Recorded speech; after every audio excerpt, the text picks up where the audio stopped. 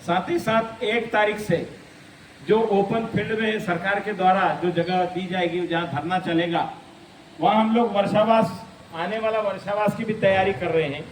उसके लिए जो भंते लोग वर्षावास का संकल्प लेकर के और हमारे कार्यक्रम में शामिल होना चाहते हैं, इस धरना में बैठना चाहते हैं, उनके लिए भी हम व्यवस्था कर रहे हैं। तो आज 100वां दिन है, 100 दिन पूरे हो गए इस बुद्ध गया के महाबोधि महाविहार के आंदोलन को जो धरना बिठाया, बोध गया मंदिर अधिनियम 1949 को निरस्त कराने के लिए।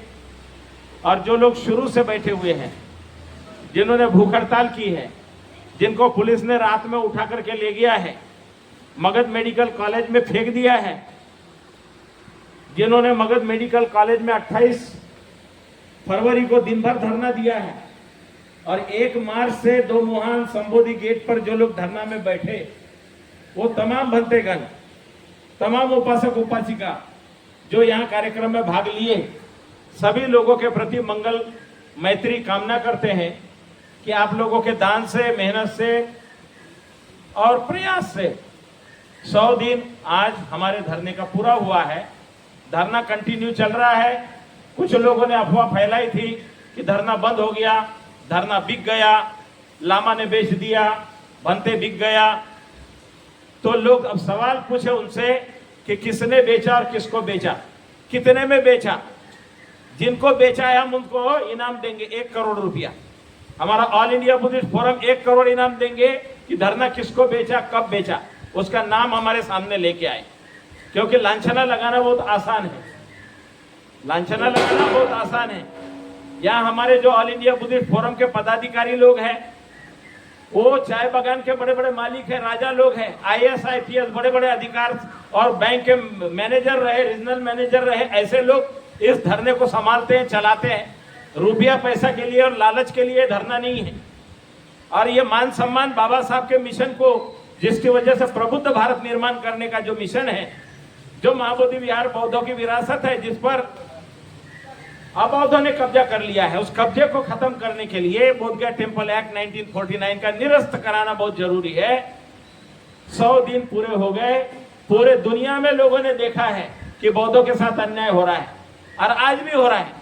गया जिले का जिलाधिकारी मुस्लिम नहीं बन सकता, ईसाई नहीं बन सकता, सिख नहीं बन सकता, लिंगायत नहीं बन सकता, जैन नहीं बन सकता, बुद्धिस्ट नहीं बन सकता। इतना बड़ा अन्याय दुनिया में कहीं नहीं है। भारत का संविधान जब सब लोगों को न्याय देने की बात करता है, तो ये गया जिले में क्यों न्याय नहीं है भाई? मुस्लिमों को, सिखों को, ईसाइयों को, जैनों को, लिंगायत को, बुद्धिस्ट को। तो ये अन्याय जो काला कानून है, कोई गया जिला कोई भारत के बाहर नहीं है, ये भारत के अंदर ही है। जब भारत का संविधान सभी को जात, धर्म, लिंग, भेद का भेदभाव नहीं करेंगे ऐसे बोला है, तो फिर बोध गया टेम्पल कमेटी का अध्यक्ष एक विशेष धर्म का क्यों होता है? इतना बड़ा बौद्धों पर जो अन्याय है, सारे दुनिया का डोनेशन बौद्धों का आता है, लेकिन वो बौद्धों के दान से कोई भी कल्याणकारी काम नहीं है। पटना में एक महावीर मंदिर है, हनुमान का मंदिर है, महावीर वो वहां से कैंसर हॉस्पिटल चलाते हैं। पटना का एक कैंसर माने महावीर मंदिर क्या चलाता है? कैंसर हॉस्पिटल चलाता है। और बोध गया टेम्पल कमेटी क्या चलाती है? केवल सरकारी मेहमानों को आवभगत कराती है और स्टाफ को पैसा देती है, और बाकी सारा पैसा इधर उधर कहाँ बंदरबाट कर देती है। तो दान का दुरुपयोग होता है, और ये दुरुपयोग आज से नहीं है, 75 साल से हो रहा है। उसके पहले तो होते ही रहा। बोध गया महंत तो उसका मालिक बता करके उसने लूटते रहा, दुनिया के लोगों को लूटते रहा, और कहते हमने 500 साल से उसकी रक्षा की। अरे भाई, महान सम्राट अशोक ने 2300 साल पहले बनाई वाली विरासत है। तमाम ये विरासत इतनी बड़ी है कि काबुल, कंधार, अफगानिस्तान तक, रशिया तक बॉर्डर थी हमारे भारत के लोगों की। उस समय जात पात नहीं, ऊंच नीच, छुआछूत कुछ भी नहीं था। ये जब से कुछ लोग शरारती देश में आए, ये देश को दरिद्री बना दिया, भिखमंगा बना दिया, अशिक्षित बना दिया। बोध गया के आसपास इतने भिखारी है, इतनी महिलाएं भीख मांगती है, छोटे छोटे भिखारी। तो दुनिया के लोग आते हैं और देख करके दुखी होते हैं, वो भिखारियों को पैसा देते हैं, भिखमंगे बढ़ रहे हैं। और भिखमंगों की संगत में बहुत से लोग चिवर पान के, वो भी कटोरा लेके बैठे हुए, वो भी भिखमंगों की अंदर भी भीड़ है और बाहर भी भीड़ है। हम ये लोग अपने देश की बदनामी नहीं चाहते, हमारे जितने भी नन्हे मुन्ने बच्चे हैं उनको अच्छा एजुकेशन चाहते हैं, अच्छी यूनिवर्सिटी चाहते हैं, अच्छे स्कूल चाहते हैं, अच्छा दुनिया के वर्ल्ड क्लास का हॉस्पिटल महाबोधि विहार चला सकता है, वर्ल्ड क्लास की यूनिवर्सिटी चला सकता है। लेकिन दान के दुरुपयोग से यहाँ भिखारी पैदा हो रहे, गरीबी पैदा हो रही, भुखमरी पैदा हो रही है, दरिद्री। ये हम लोग आवाज उठा रहे हैं। हमारा अभी बचा हुआ जीवन का समय है, थोड़ा बहुत बचा है, काय के लिए? मरते समय ये हमें एहसास हो कि सांस छोड़ते समय हमने अच्छा काम किया, हमने तथागत बुद्ध के जो स्थान पर लोगों ने कब्जा करके बैठे हैं उस कब्जे को हटाने के लिए काम किया। तो हमें संतोष होगा कि हम केवल रोटी खा के और ऐसे ही बिस्तर में पड़े पड़े मरे नहीं, हमने विरोध किया है, हमने संघर्ष किया है, हम लड़े हैं, हम योद्धा है। हम जो है हिजड़े की जैसे घर में बैठने वाले नहीं हैं। बहुत से बनते लोग जो है बिस्तर में पड़े पड़े ऐसे ही पड़े हुए हैं, यहाँ आने के बारे में डर लगता है, भय लगता है, और हम लोग 100 दिन से बैठे हुए हैं। योद्धा है योद्धा। हम लोग जो है तथागत बुद्ध के सिपाही है, अनुयायी है, बाबा साहब अम्बेडकर के मिशन के सिपाही है। इसलिए योद्धा युद्ध भूमि में मरेगा, विजय प्राप्त करेगा। मर गया तो भी हम लोगों का कल्याण है। जिएंगे भी तो शान से और मरेंगे भी तो शान से है। हमको लाचारी से मुंह लटका के जीवन जीना पसंद नहीं है। इसलिए हमारे जो बड़े बनते जी जो है चंबल घाटी वाले, वो चंबल घाटी माने वहां तो गोली बंदूक और दनादन चलते रहा है, आवाज बाद में आती, गोलियां छनाछन चलती, ऐसे में से आए, पूरा जवानी उनका उसी में चला गया। लेकिन अब जो है उनको डॉक्टर ने मना किया है, ज्यादा बोलो मत, माइक हाथ में मत पकड़ो, आप जिंदा रहना है तो चुपचाप मेडिटेशन करो। तो वो धरने पर आकर बैठे हुए हैं, धरने पर कुछ खाते भी नहीं है, केवल फल फूल थोड़ा देते हैं उसी को खाते हैं। और उन्होंने संकल्प किया है कि बिना बोधगया टेम्पल एक्ट निरस्त कराए यहाँ से हिलूंगा नहीं, चाहे मेरी लाश चली जाए, लाश मैंने मर जाऊं, लाश लेके जाना, लेकिन मैं हिलने वाला नहीं हूँ। ऐसे संकल्प वाले लोग जब आगे बढ़े हैं, तो हमारे साथियों ने जो आमरण अनशन किया 9-10 दिन तक के बिना पानी के, तो ये त्याग व्यर्थ नहीं जाने वाला, ये त्याग व्यर्थ नहीं जाने वाला। तो हम लोग त्यागी हैं, चाहे लांछन कितने लगाए, कोई पैसे को लेकर लांछन लगाए, कुछ खाने के लिए नहीं, ये नहीं मिला, वो नहीं मिला, लांछन लगाए। किसी का काम ही होता है लांछन लगाना, किसी का काम होता है कि क्या डोनेशन आ रहा है उसका हिसाब देखना। हम लोगों का काम है मकसद की ओर, हम मंजिल की ओर बढ़ रहे हैं। तथागत बुद्ध ने चांद की ओर उंगली दिखाई, तो हमको चांद तक जाना है, हम उंगली पकड़ के बैठने वाले नहीं हैं। हमारा जो मकसद है ना, हमारा टारगेट है बोधगया टेम्पल एक्ट 1949 निरस्त कराना, महाबोधि विहार बौद्धों की विरासत बौद्धों के हाथ में दिलाना, वो हमारा मकसद है। हमारा मकसद ये नहीं है कि खाना ठीक नहीं मिला, हमारा ये मकसद नहीं है कि हमको यहाँ मच्छर काट रहे हैं तो हम घर जा चले जाए, भाग जाए। तो ये मच्छर सेना से भी लड़ना है, मक्खी सेना से भी लड़ना है, मार सेना से भी लड़ना है, और तमाम जितने भी अब जो हम मकसद की ओर आगे बढ़ रहे हैं। हमारा जो है बोधगया टेम्पल एक्ट निरस्त होने की माने करीब हम पहुंच चुके हैं। इसीलिए बहुत से लोग घबरा करके पत्र परिषद किया है, बोधगया मठ में पत्र परिषद किया है। जिस दिन बोधगया मठ में पत्र परिषद हुआ, हमारा तो आधा आंदोलन सफल हो गया कि दुश्मन जो है अनेक नहीं है, एक ही है, एक ही है जो जमीन जायदाद पर कब्जा करके बैठा हुआ है। अनागरिक धम्मपाल जी जीवन भर लड़े, लड़ते लड़ते प्रिवी काउंसिल लंदन में गए, और उस समय लड़ने वाले कौन थे? लड़ने वाले जो थे श्यामा प्रसाद मुखर्जी, उनके साथी जो है आशुतोष मुखर्जी, चटर्जी, बनर्जी, यही लोग थे जो अनागरिक धम्मपाल जी के साथ में थे। अनागरिक धम्मपाल जी की डेथ हो गई 1933 में। बाद में देवपुरे वली सिन्हा थे सेक्रेटरी, उनके समय ये बोधगया टेम्पल एक्ट बना। महापंडित राहुल सांकृत्यायन जो है, उन्होंने 1922 में गया के राष्ट्रीय अधिवेशन में कहा कि बौद्धों को न्याय दिलाइए। तो गांधी जी ने कहा पहले देश को आज़ादी मिल जाने दो, उसके बाद बौद्धों की विरासत बौद्धों को दे देंगे। तो गांधी जी का जो दिया हुआ वचन अभी तक के ना किसी नेता ने पूरा किया, चाहे जितनी बड़ी राष्ट्रीय पार्टियां हो, चाहे वो गांधी जी की जयंती मनाए या कुछ मनाए, गांधी जी का जो दिया हुआ वचन अधूरा। अभी जब पूरा होगा जब ये बोधगया टेम्पल एक्ट खत्म होगा। ऐसे वो निरस्त है, जीरो है, लेकिन मुर्दा ढोया जा रहा है। अब हम लोग बैठे हुए काहे के लिए? उस मुर्दे का अंतिम संस्कार करने के लिए।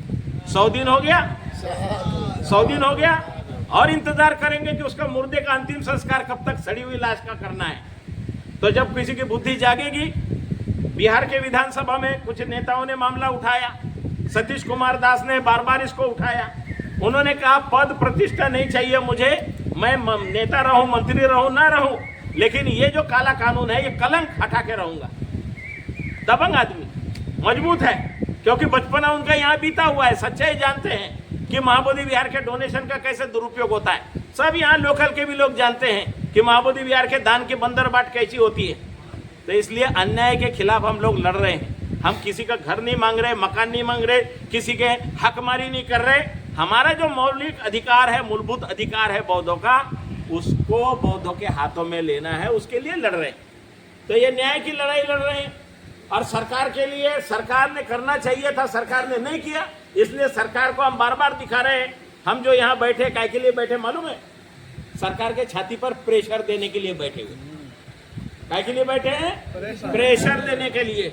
इसीलिए हमको कहां से आधी रात में वहां से उठा के ले गया। कुछ लोगों ने उसके लिए बहुत पैसा बर्बाद किया है उठाने के लिए। फिर उसके बाद वहां बिठा बैठे, वहां से भी उठाने के लिए क्या किया सरकार और प्रशासन, लोगों ने कुछ फूट डालने के लिए, कुछ लोगों को, कुछ संगठनों ने हमारे बीच घुसपैठ करने के लिए कुछ लोगों को हायर किया और भेजा यहाँ। हम जिन लोगों को शुरू में सोचते थे ये लोग बहुत अच्छे हैं, अब देखा तो वही जुलूस में आ गए थे, वही विरोध में नारे लगा रहे थे।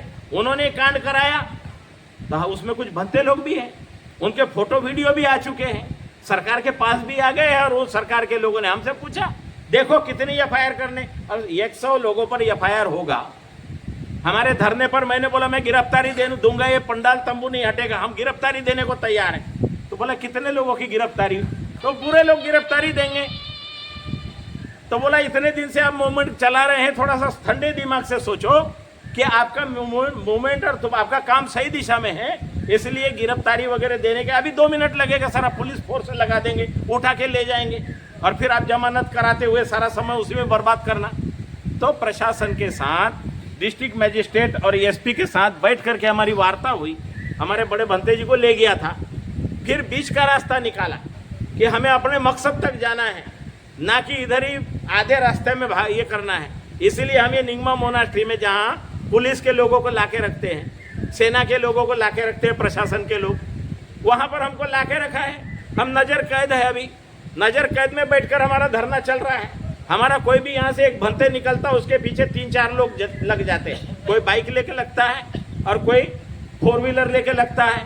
यहाँ बगल में एक कार्यालय है, जीतन राम मांझी जो उनका कार्यालय है, वहाँ सामने त्रिरत्न वाला है, वहाँ पर लोग बैठे रहते हैं और वहाँ से यहाँ से आने जाने वाले पर नज़र रखते हैं, कौन जा रहा है, कहाँ जा रहा है, कौन से दुकान पे जा रहा है, कहाँ बैठ रहा है, उसकी फोटो बनाते हैं, वीडियो बनाते हैं। हर होटल में कहाँ कौन जा रहा है उस पर भी नज़र रखा हुआ है।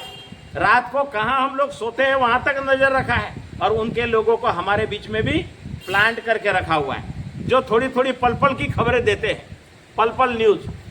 अब कौन कौन करता है हमको सब मालूम है, सब मालूम है, कौन कौन कर रहा है सब मालूम है। मेरे पास में ऑडियो वीडियो सारे रिकॉर्डिंग है। तो इसलिए कौन कौन कर रहा है, कौन इधर की चुगली उधर करता है, अंदर बाहर करता है, सब मालूम है। लेकिन मैं देख रहा हूँ, चुप्पी लगाए हूँ, क्योंकि मैं जब देखूंगा, जिस दिन मामला पकड़ूंगा उसी दिन तो बोलूंगा कि ये सरकार का आदमी कौन है, इसमें सरकार ने किसको भेजा है, कौन कौन सा संगठन वाले ने भेजा है, वो सब हमको मालूम है। मैं नागपुर में रहा हूँ, नागपुर में भंते बना हूँ, तो नागपुर में क्या क्या गतिविधियाँ होती है। मैं भंते सुरेश ससाई जी के पास में भंते बना, मिशनरी भंते सुरेश ससाई ने मेरे को हीरो होंडा दे करके भेजा था। यहाँ हीरो होंडा से मैंने 2 साल काम किया है बुद्ध गया में, पटना तक हीरो होंडा से जाता आता था। पहली बार एक अयांग रिम्पोचे लामा जी मेरे को गाड़ी दिया था, 4 wheeler Tata Sumo AC white colour के ला करके, मैं अपने नामे नहीं लिया, सुपरिटेंडेंट का पद था, सुपरिटेंडेंट के नामे लिया। तो बहुत से लोगों को जलन हो गई, बीटीएमसी के पास गाड़ी नहीं थी। 95 में जब मैं यहाँ आया था, एक साइकिल खरीदा गया से, यहाँ 2 लड़के थे, एक मर गया, प्रकाश गजबीय नाम का जो था मेरा दोस्त था, वो बुक शॉप संभालता था, मर गया पिछले साल अटैक आके, अभी 1-1.5 साल हो गया। दूसरा एक अजय है, ये 2 लोग वो साइकिल चलाते थे। अभी देखिए कमेटी में कितना गाड़ियाँ हैं, देखिए कितना सुंदर सारा बनाया है। ये मेहनत से हुआ, त्याग से हुआ, करप्शन बंद करने से हुआ। तो इसलिए आज 100 दिन पूरे हुए मैं हमारे तमाम वरिष्ठ हमारे गुरुजन जितने भी भदंत ज्ञानेश्वर महाथेरो हो, मेरे बड़े गुरुजी हैं पूज्य भदंत आर्य नागार्जुन सुरेश ससाई, जिनका नाम अभी सुन रहे हो कि उन्होंने 12 साल 2012 में मुकदमा डाला था। 13 साल सुनवाई नहीं हुई, 13 साल तक के मामले को दबाते रहे, लाखों रुपया बर्बाद हुआ उनका। लेकिन धरने से 10 मार्च को ऑल इंडिया बुद्धिस्ट फोरम के जनरल सेक्रेटरी आकाश लामा ने मुकदमा यहां से डाला। क्या डाला? उसमें लिखा कि भंते सुरेश ससाई जी ने 2012 में जो रिट पिटीशन डाला उस पर अभी तक सुनवाई क्यों नहीं हुई। इसके ऊपर में 16 तारीख को हियरिंग हुआ, 16 मई को। क्या बोला? क्या वो जीवित है? भंते सुरेश ससाई जीवित है? माने वो जो विटनेस है, वो जो जिन्होंने पिटीशन डाला, क्या जीवित है? हाँ जीवित है। तो बोला अगली तारीख 29 जुलाई को होगी, उसके बाद कोई सुनवाई नहीं, कुछ नहीं, सारे एविडेंस के साथ 29 जुलाई को फैसला देना है।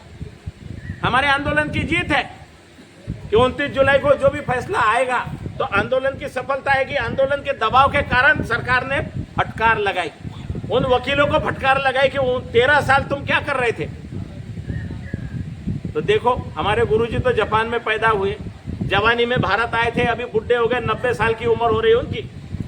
जो जब इतना बड़ा आदमी अंतर्राष्ट्रीय लेवल का, उसको 13 साल लग गए, सुनवाई नहीं हुई, तो हम भारतीय लोगों को कौन सुनता है। अभी जो है आकाश लामा जी, जम्बू लामा जी, एम.के. योंजन साहब और पूरी team all India Buddhist forum की जो उतरी इस मैदान में, ये सफलता होके रहेगी, क्योंकि हिमालयन के बुद्धिस्ट लोग कभी ये आंदोलन में हम लोगों का पहले साथ नहीं दिया, क्योंकि भाषाई समस्या है, प्रांत की समस्या है, वहाँ ठंडक है, बर्फीले एरिया के लोग हैं। हम गर्मी में अभी कितना 40 डिग्री 45 डिग्री में है, लामा जी आए 10 डिग्री के अंदर में उनका वहाँ टेम्परेचर है इस समय में, लेकिन आए, क्लास 1 अफसर रहे, बड़े अफसर रहे, काय को आए यहाँ? वो इसीलिए आए कि तथागत का जो स्थान है, बौद्धों की विरासत है, बौद्धों के हाथों में हो, इसलिए वो त्याग कर रहे। आकाश लामा जी यहाँ 16 किलो वजन कम हो गया उनका 3 महीना में। आए थे, गोरे गोरे थे, यहाँ आने के बाद बिल्कुल ऐसे हो गए, लोकल लोगों के चेहरे जैसे हो गए। तो ये त्याग है, मेहनत है, काय के लिए है? बेटे की शादी सगाई के लिए है या घर के लिए है?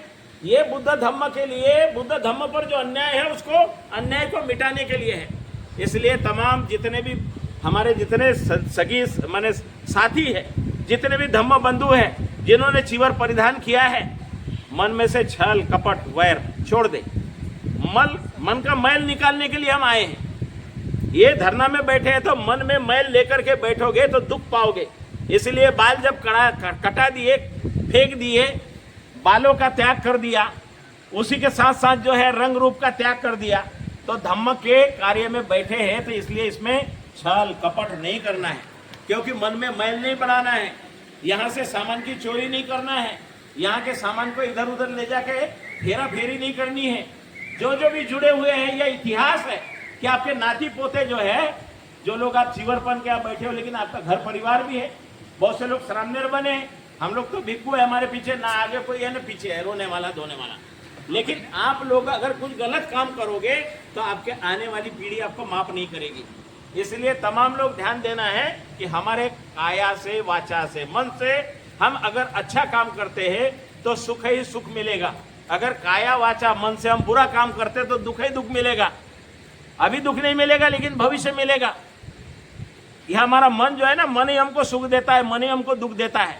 ये मन जो है हमारा, यही अल्लाह ईश्वर गॉड जो है, ये हमारा दिमाग जो है, दिमाग ऊपर वाला, ये अल्लाह ईश्वर गॉड जो है, ये जो दिमाग है, ये दिमाग ही हमें सुख और दुख देता है।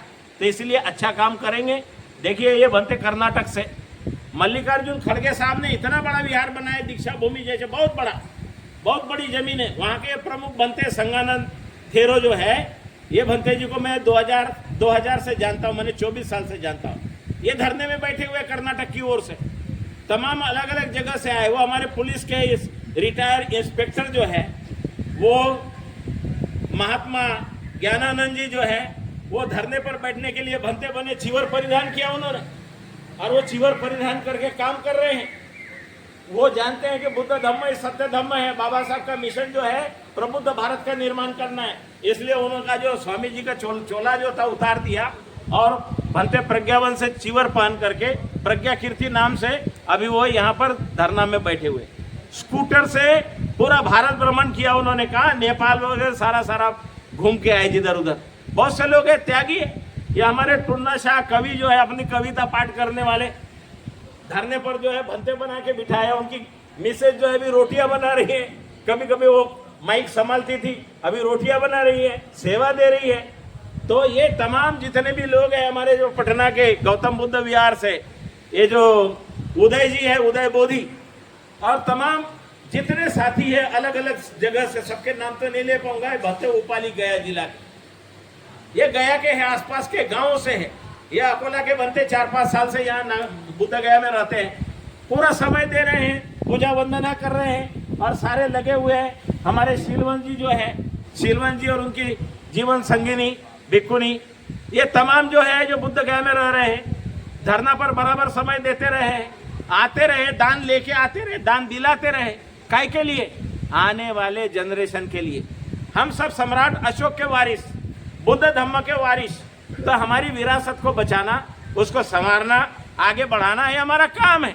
तो तमाम जितने भी हमारे साथी भंतेगण हैं, सभी लोगों का त्याग और परिश्रम और मेहनत ये धरना पर जो दे रहे हैं, ये काय के लिए दे रहे हैं? ये हमारी विरासत बचाने के लिए दे रहे हैं, न्याय पाने के लिए दे रहे हैं, अन्याय समाप्त करने के लिए दे रहे हैं। हम किसी पर उपकार नहीं कर रहे हैं, हम अपने कल्याण के लिए कर रहे हैं। इसलिए कोई कितना ही चिल्लाए कि इस आंदोलन में ओबीसी की भागीदारी नहीं है, ये तो एससी लोगों का आंदोलन है, कितना ही चिल्लाए कोई फर्क पड़ने वाला नहीं है। कोई कितना ही चिल्लाए कि लामा ने करोड़ों रुपया खा गया, अरे अभी तक के लाखों करोड़ों खाया वो नहीं दिखाई दे रहा है। लाखों करोड़ों खाया अभी तक और विरासत पे कुंडली मार के बैठे वो नहीं दिखाई दे रहा है। अभी तो अक्टूबर में हमने खाता खोला है ऑल इंडिया बुद्धिस्ट फोरम का, अक्टूबर से जो है 54 लाख तो उसमें आय हुई है और उसका खर्च हुआ है। तो इतना सा पैसा आया और करोड़ों खा गए, करोड़ों खा गए, करोड़ों खा गए। लामा ने खा गया, भंते ने खा गया। अरे मेरे को देखा है खाना खाते हुए? मैं दाल भात और सब्जी जो बनता है वही खाता हूँ। कभी रुपया खाते देखा है? सोना खाते देखा है? चांदी खाते देखा है? अरे झूठे बोलने वालों की भी जो है कम से कम थोड़ी बुद्धि तो होनी चाहिए कि भंते के पैसे कैसे खाएगा, काय के लिए खाएगा, किसके लिए खाएगा? अरे भाई लोग अपना बुद्धि का इस्तेमाल करो और दुश्मन कौन है, दोस्त कौन है, उसकी पहचान करो। हमारे नागपुर में जो लोग हैं ना, अभी 2-3 ग्रुप बन गए हैं, झगड़े आपस में कर रहे हैं, लामा जी को गाली दे रहे हैं। कौन लामा है? हमारे आने के बाद 1-1 रुपया मांगेंगे। अरे लामा जी को दिया यहाँ पर तो रसीद मिला है, लामा जी को पैसा जितना दिया है ऑल इंडिया बुद्धिस्ट फोरम को आके दिया है, धरने पर लोगों ने रसीद काट काट के दिया है। अरे तुमने जिनके हाथ में पैसा देगा उनसे रसीद मांगो ना, तुमने जिनको जिनको पैसा दिया उनसे रसीद मांगो। अब इसीलिए वो जो है चोर उल्टा कुतवाल को डांटे बोलते हैं, इसलिए वो जो है अल्लाह मचा रहे। तो इसलिए हम लोग सत्य के मार्ग पर हैं, करीब करीब मंजिल के करीब पहुंच चुके हैं, थोड़ा काम बाकी है। अभी जो है न्यायालय जो है क्या फैसला देता है, फिर हमारी लड़ाई तो चलते रहेगी जब तक के बिटिया निरस्त ना हो। हम रुकने वाले नहीं है, चाहे मर जाए हमारी आगे की पीढ़ी लड़ेगी। बाबा साहब कहते थे कि लड़ते लड़ते मर जाओ। अगर पत्थर पे सिर मारते मारते अगर सिर भी फूट जाता है ना, तो लोग देखेंगे, घाव देखेंगे, बोलेंगे, लोग विद्रोह करेंगे, न्याय के लिए आगे आएंगे। अगर हम चुपचाप बीमार है ऐसे है बोल के और पसर के मर जाएंगे तो कुत्ता भी मुतने नहीं आएगा, कुत्ता भी पूछने नहीं आएगा। इसलिए हम योद्धा है, योद्धा के जैसे जिएंगे, शान से जिएंगे, शान से मरेंगे। सभी का जय मंगल हो, कल्याण हो। भवतु सब मंगलं रक्षन् सब देवता, सब बुद्धानुभावेन, सब धम्मानुभावेन, सब संघानुभावेन सदा सुखी भवन्तु ते।